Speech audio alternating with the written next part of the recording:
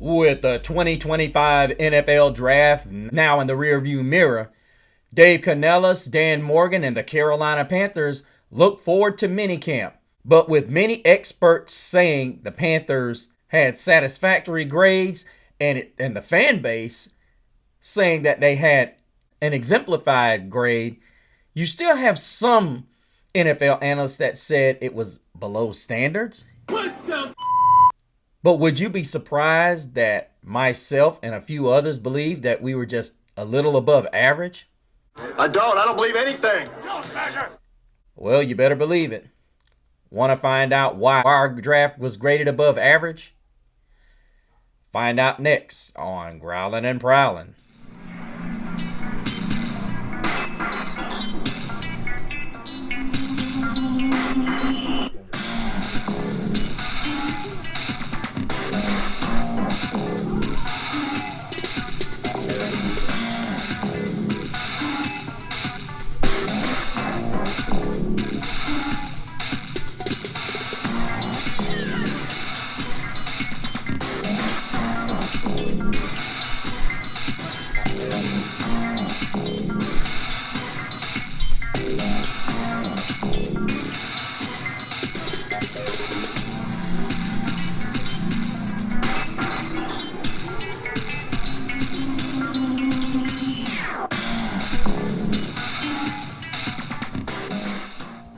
Welcome back, Panther Nation. Thank you guys so much for joining us on this edition of Growlin' and Prowlin'. Of course, you're growling with the one and only Mr. CeeLo. And before we get started, guys, it is with a heavy heart that I must do a remembrance of one of my dear friends, someone I worked with for over 10 years. He was called home to grace last week. His name was Pat. One of my dear friends and actually a watcher of the show. So I would want you guys to join me in a few seconds of silence as I remember my friend, my colleague, Pat.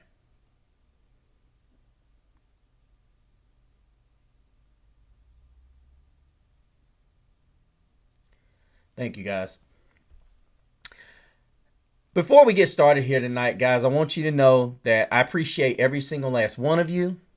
I thank you for subscribing to the show and the ones that are going to subscribe. But I just want you to remember, as wonderful as social media is and the platforms that accompany these, please take time out for your friends and your family and just tell them that you love them and you appreciate them, and make sure you get out there and you socialize with them and tell them how cool they are and how much you appreciate their friendships, because you just don't know what tomorrow will bring or if it will even come.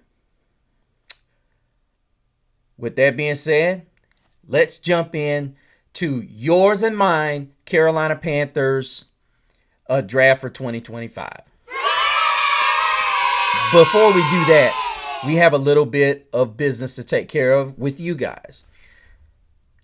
I want to give a big growl out to Will. Thanks for joining the show. As well as Green Room Production. Thank you for big growl out. Thank you for joining the family. And as far as comments go, Robinson said, trade your number 8 pick to the Steelers so Tomlin can get Sanders before the Saints get him. Well, as we all know, I will be doing a show about the fall of Shedeur Sanders on my my other network, Gridiron Gab Pro Style. So definitely, if you're interested in finding out what I believe was the cause of the fall of Shedeur Sanders and is it justified, make sure you check that out. But I totally wished we could have done that, and which leads me to a point. According to a couple of sources, there were trade partners such as the Rams and the Saints and potentially others. But as far as we know, the Saints and the Rams were definitely looking to trade up to the 8th pick.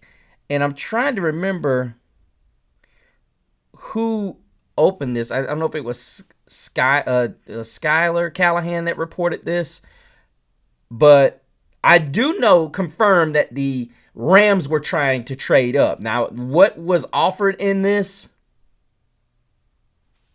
And I think the reason why the Rams were a no-go was because the Panthers were set on Ted McMillan. Now, I'm not overly upset. I just do not certain things that we did not do in this draft. Before we get into that, first things first, what did we get in return in this draft? And I think everybody by now knows that the Carolina Panthers were able to draft the services of one Ted McMillan, whom, if you guys go back through my show, I have a reel on this gentleman that I did announcing this guy to the Panther Nation. And many of the analysts said this was a no-go. And I didn't so much say this was a no-go. What I wanted it to be was more along the lines of, let's look at what we need first. If we were in a situation where we were balanced across the board as far as everything goes, whether it's defense and offense. But then I had to stop and think about it. I've said many times on this show before the draft took place that this draft was very deep at edge and defensive tackle. Whereas this was not a situation where we should have went in at the two back end positions and took them lightly, which we did. And you'll see what I mean when we get into the show. But first and foremost, we did draft Ted McMillan. And of course, I was ecstatic and shocked because I'm really been waiting for years since the Kelvin Benjamin and the Dwayne Jarrett era for us to get a jump ball guy that actually worked out. And I'm going to be honest with you, I thought that guy was Terrace Marshall. Now, I'm not going to do like a bunch of guys like on other podcasts and say Terrace Marshall just didn't work out. I think ultimately what it was is we had coaching staffs that did not know how to utilize him. Because ultimately before Terrace Marshall got in the proverbial doghouse, he had a 9-reception game before he went back to the bench. Most people don't remember that. And this is why I get so upset when I hear people like Chris Lee say that Jonathan Mingo was a bust. He was a scrub, or he was this and that. And we compare, and I've done this. If you guys go back to my earlier show earlier in the year, doing the comparison between Mingo and Xavier Legette, everybody was already going off saying that Legette's not Mingo. Well, let's not forget, Mingo caught 44 balls his rookie year. Now, he didn't have 4 touchdowns like Bryce, but let's back up. Did Bryce show any semblance of hope that season? That much. We feel like Super Bowl contenders now that we've gotten Ted McMillan, because Bryce has shown what we'd all hope he could turn into with a little bit of work from Dave Canellis. There is massive hope in this fan base right now, especially what they've done on the defensive side of the ball. Now, I'm going to stay on topic when it comes to what I see, because I could get carried away and do an hour show on this. But the reality of it is, when you look at what they were able to do, it's monstrous. But going back to the whole Mingo thing, I have a huge issue with getting rid of him, because the reality of it is they gave up on him too early. You can argue with me if you want. Mingo had 44 grabs his rookie year. So did so did Xavier Legette. Legette had 49, but he had 4 touchdowns. A lot of that's not on Mingo. It's on Bryce. If you give me Mingo, and that's why it's not fair to Mingo. Mingo did not get the Bryce Young that Xavier Legette got. I want all of you to think about this before you start passing judgment. Did Jonathan Mingo have the Bryce Young that Xavier Legette had? You don't have to answer that question. I'll answer the question. Talk to me in the comments. Now, let's go back to that. Let's go back to where we are with Ted McMillan. The reality of what we're seeing in this draft is that we did get a playmaker. So I'm going to go out on a limb and say, had Jonathan Mingo worked out, Ted McMillan would not be on the table. However, I do think the Carolina Panthers, the Atlanta Falcons did something that a lot of people don't like, but I'll tell you, if we'd done the same thing, I would not have been disappointed at all.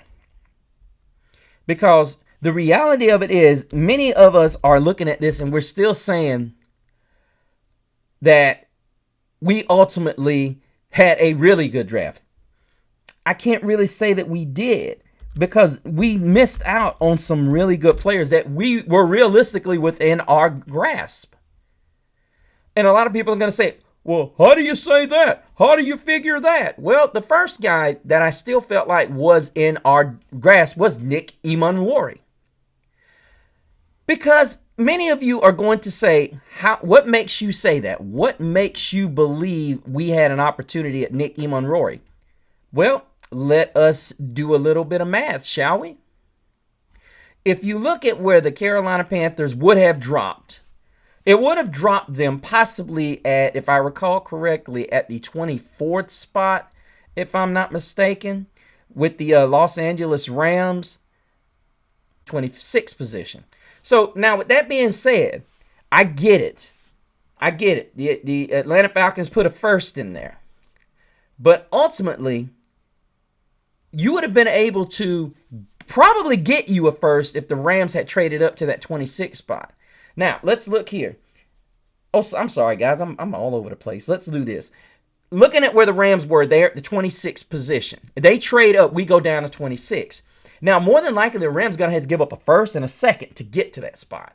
And a bunch of other picks that they really can't afford to give away, but they want Ted McMillan. Apparently, they want to be able to, build their future, because ultimately, in my opinion, they've got Puka Nacua. They've got some really decent pieces, and they wanted to go back with the smaller, I guess you could say the younger and cheaper choices, if you will. But then you look at what the Rams were able to procure when you look at what they were able to get, because, as I said, they did not have a first this. They didn't have a first this season, but they did get a couple of picks in Atlanta's bag, from Atlanta's bag, of course. So when I view what the Rams would have had to dish out, which wasn't very much, we would have ended up probably asking for an extra second or a third this year and an extra second in next season, because ultimately you're talking about moving up, not just 10 spots. You're talking about moving up an extra 8. So you're talking about 18 spots. This would have been a huge haul. Now, granted, there would be no Ted McMillan. I get that. But ultimately, you would have been able to procure the services of arguably the one safety in this draft that would have that would have gotten us in the playoffs.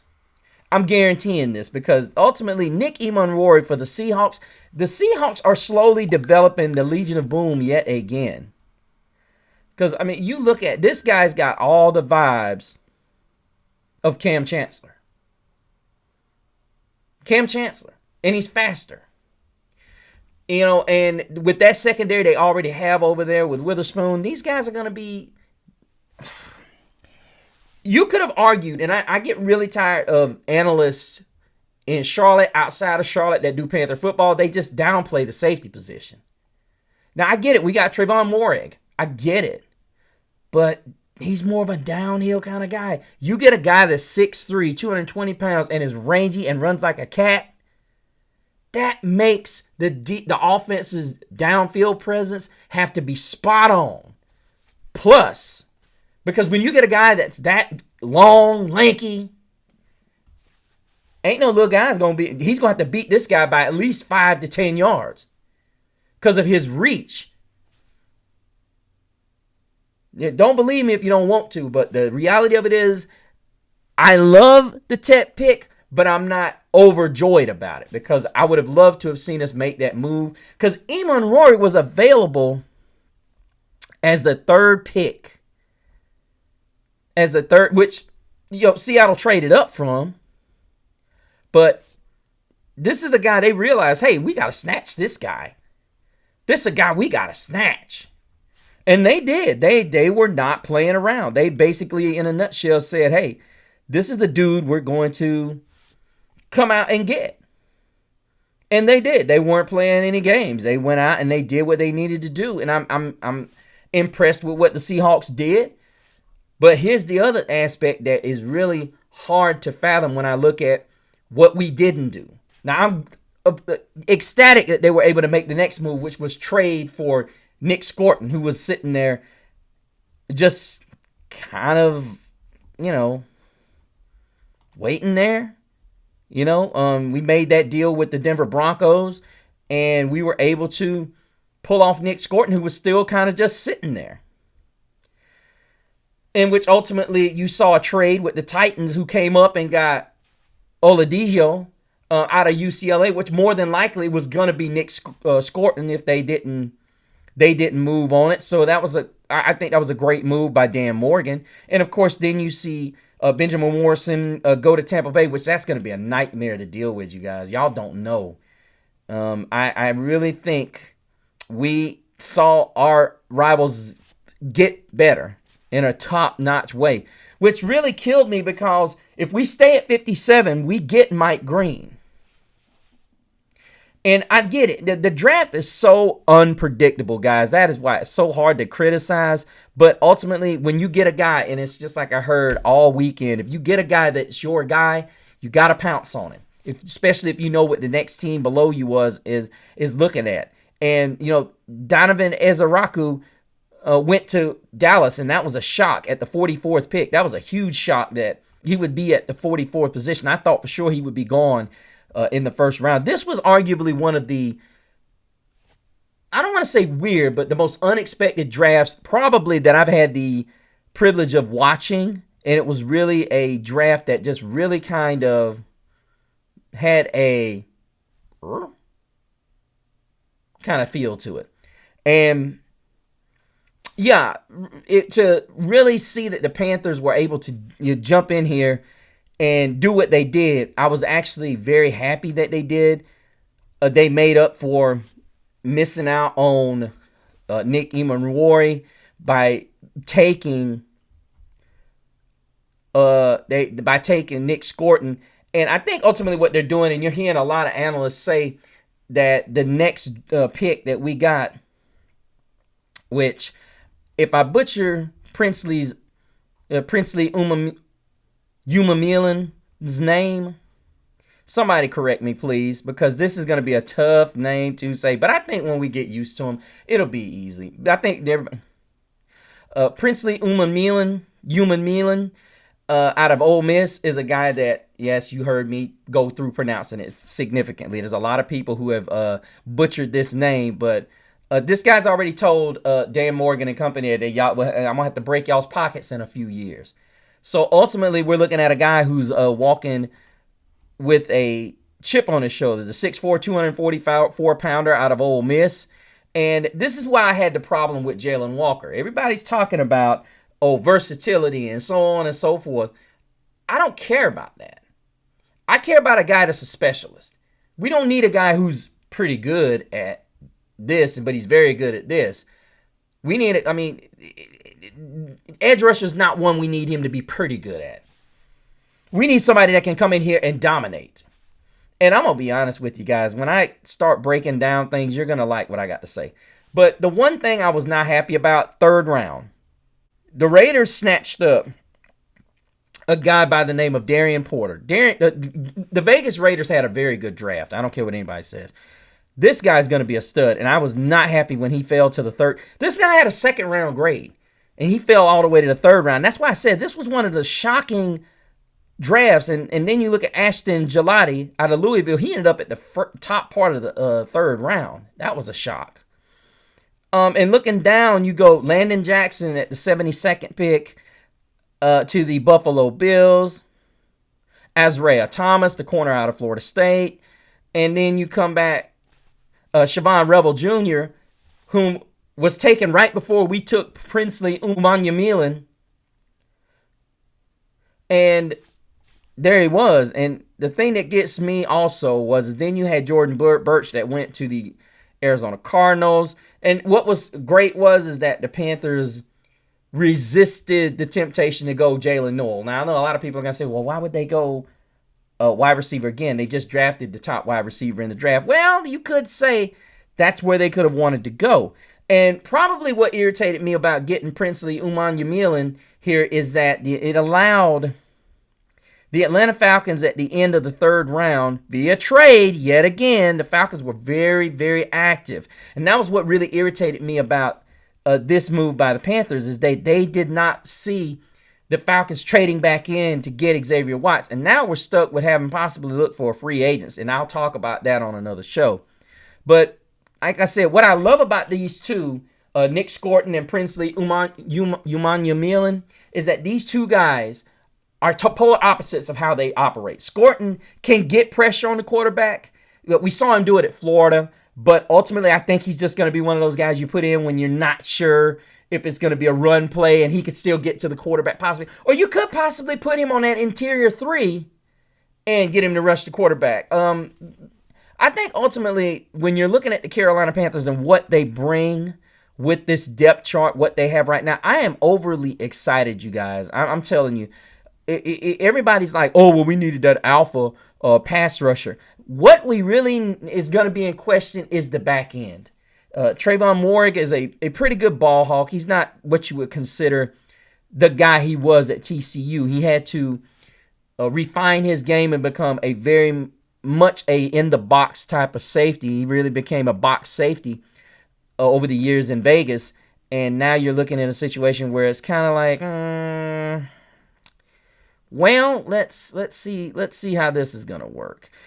And yeah, I don't know. And I was just really concerned that the Panthers did not really feel, any type of need to really go out and get a safety. I get it. The safety market is loaded in free agency, and it's not really that much in the aspect of the draft, because it really wasn't outside of Malachi Starks, Xavier Watts, and Nick Emmanwori. You really didn't have much.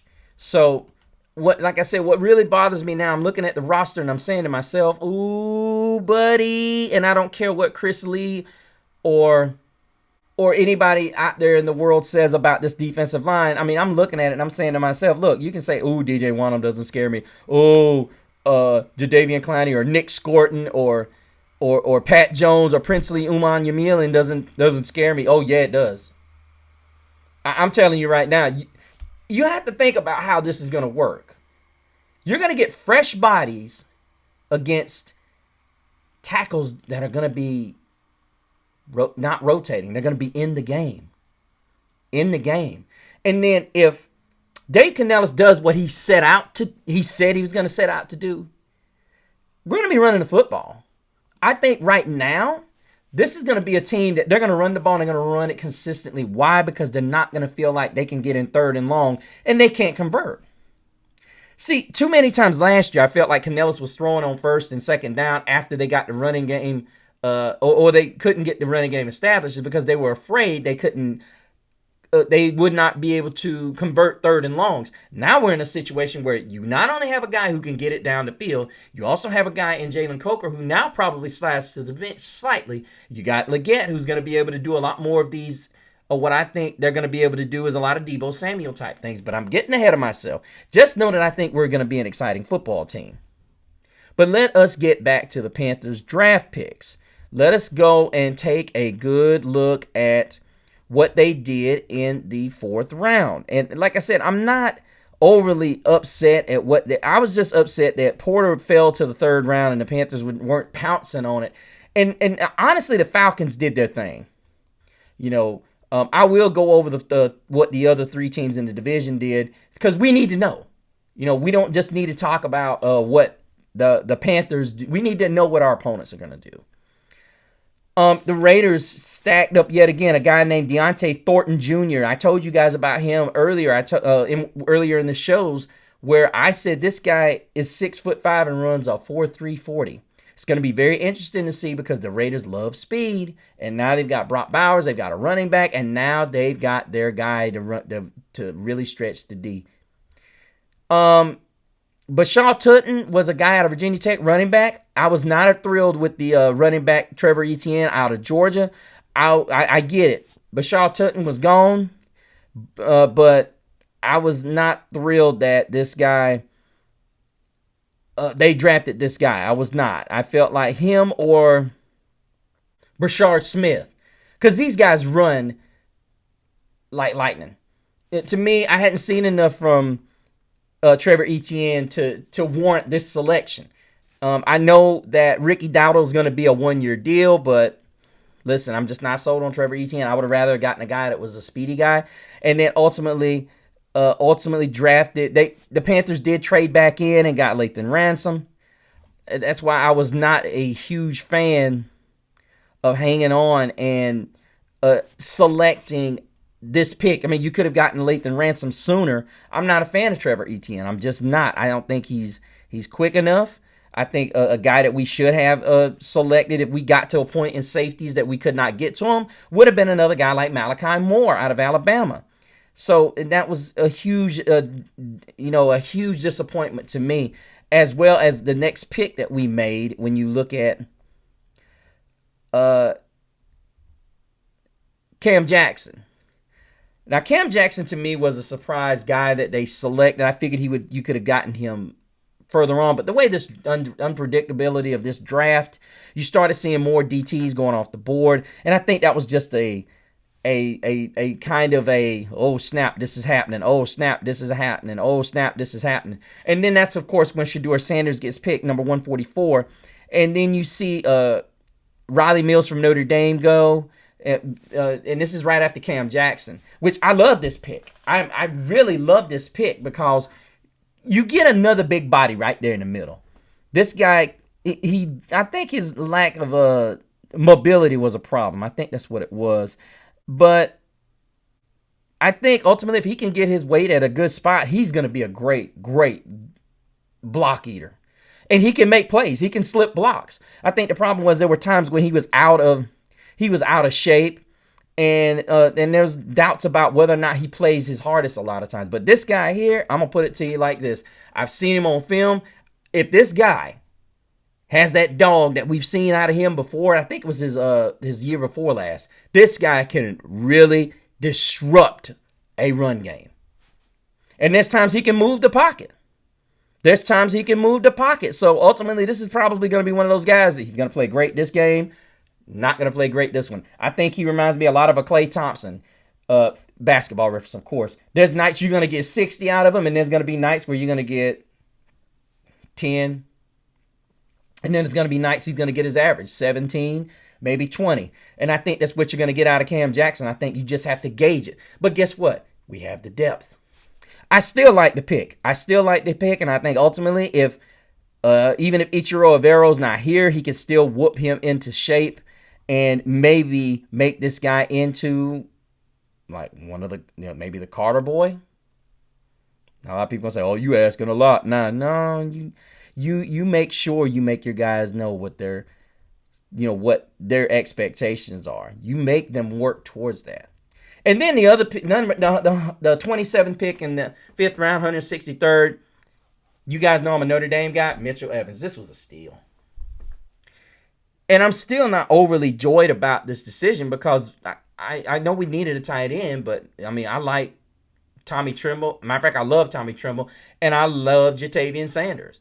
Now, I get it. This is a protection against injury, but ultimately it's going to put a guy out because Mitchell Evans, as much as people like Jatavian Sanders, Mitchell Evans is Travis Kelce. If you did not watch Notre Dame, don't laugh. And this is a indictment of Notre Dame's inability to get a quarterback that can take command. Maybe that happens this fall. Stay tuned. Watch my show, Talk Like a Champion. I do Notre Dame. And I think ultimately Mitchell Evans was always finding his way and finding holes in the defense. This is a guy that balls out in South Bend. Now, a lot of people are going to say, well, what happened his senior year? Well, his junior year, he was coming off a torn ACL. It took him a while to get going. And then, of course, if you know the situation with Riley Leonard was not a great passer. You can watch the Ohio State Notre Dame game. They didn't feel comfortable with him throwing the football until they got behind. There was absolutely no faith in the passing game, and Mitchell Evans suffered because of it. You watching that Ohio State game when Notre Dame got behind, Mitchell Evans and Jaden Grayhouse got most of the work. The reason I bring Mitchell Evans up is because he showed out. This guy right here knows how to get open. Ain't going to be no more of them third downs where we don't know where we're going with the ball. If we can get JT on the field the same time with Mitchell Evans or even Tommy Tremble, I'm going to keep saying this because Tommy Tremble does not need to be disrespected. People keep saying he's a below average guy as a receiver. He was the guy that got open in the end zone when Bryce threw that no look. Go back and watch it. Tommy Tremble is a good receiver. I don't know why people keep tripping. A lot of it has to do with the fact that some of it's played Dave Canellis. You got to call guys open. It's just the way it is. You're not going to tell me that these guys can't get open. Now, granted, Tommy Tremble was excelling at blocking at Notre Dame. This guy's an excellent athlete. I'm going to keep reiterating this. Tommy Tremble is a well-to-do athlete that can catch the football. I don't want to hear, oh, he's hurdled a few guys. That just shows you what this guy's capable of. Stop brushing it aside.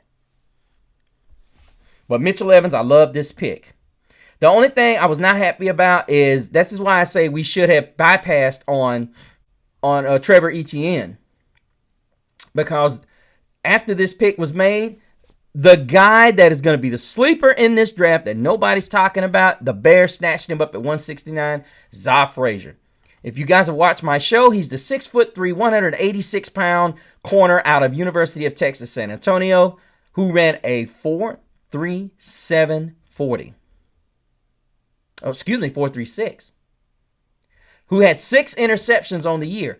And we said we didn't need a corner that needed to start next to J.C. Horn. We said we needed a guy who could possibly be over there. And I'm going to tell you something. Za Frazier's a guy that can go get the ball, and he's 6'3", and he runs a fast recovery type 40.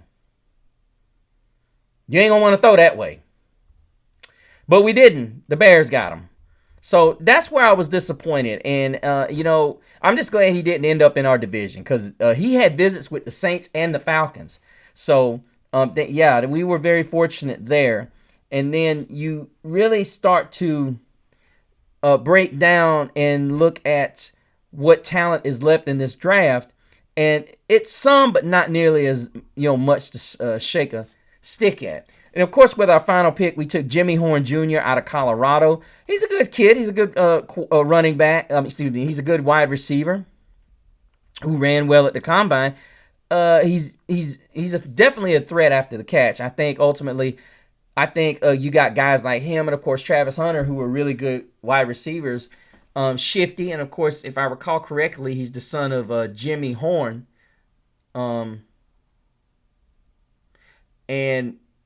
you really got to see what this guy does. He's not an overly imposing receiver. He's 5'8", 174 pounds, but he's shifty. He's quick. He knows how to. He's very exciting to watch with the ball in his hand. But we got him with the final pick, and to me, I love what we did. Not overly joyed with the guys we did not get. But I'm sitting here looking at this depth chart, and guys, I got so much to talk about.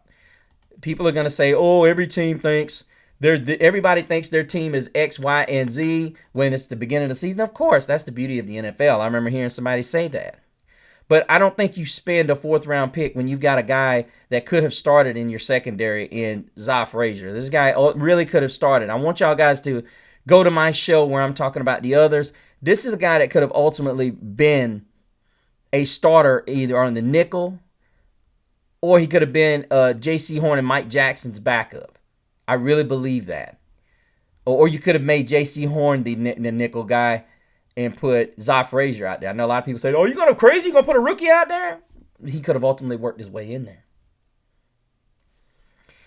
But to answer y'all's question, I would have to give the Panthers a draft grade of B+ because of Trevor Etienne and the Panthers getting Lathan Ransom, which I didn't talk very much about, but I don't know a whole lot about Ransom. you know, because they've got another superstar out there that is just balling out at Ohio State, and it's really hard to get a gauge on what Ransom can do. But I would have loved to have seen us either get Nick Emonrory, Xavier Watts, or getting Za Frazier in that secondary. One of those three guys, they're going to be difference makers at their team, his respective teams. And the sad part is Watts is in Atlanta. So we're going to see a lot of him. Like we saw Jesse Bates. This is not something we want to see, Panther Nation. I'm telling you. Yeah, we're going to see Xavier Watts. So just be prepared for that, as well as Jalen Walker. We got two guys on the same team that we probably did not want to see, as well as James Pierce.